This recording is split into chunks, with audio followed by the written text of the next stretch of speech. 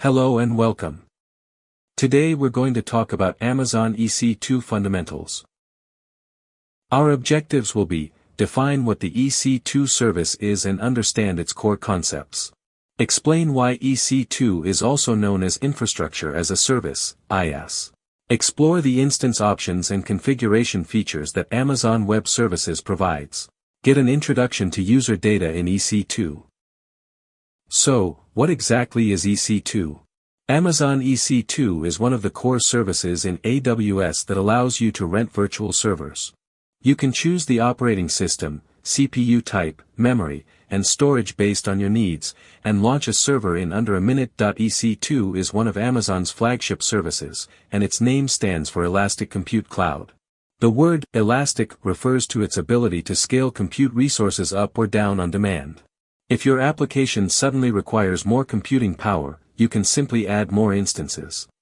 When demand decreases, you can shut down those instances to avoid paying for unused resources. EC2 uses a pay-as-you-go model, meaning you are only billed for the actual time your instances are running, whether in seconds or hours. But why is EC2 considered Infrastructure as a Service, IaaS? Because it provides essential infrastructure features such as configurable virtual machines, data storage via Elastic Block Store, EBS, where you can choose the type of disk, SSD or HDD. According to your requirements, load balancing between multiple instances. For example, if one server is handling 1,000 transactions per minute, a load balancer can distribute the traffic between two or more EC2 instances to use resources more efficiently. Autoscaling, allowing your infrastructure to grow or shrink automatically based on traffic, optimizing cost while maintaining performance. EC2 also gives us flexibility to configure many instance settings.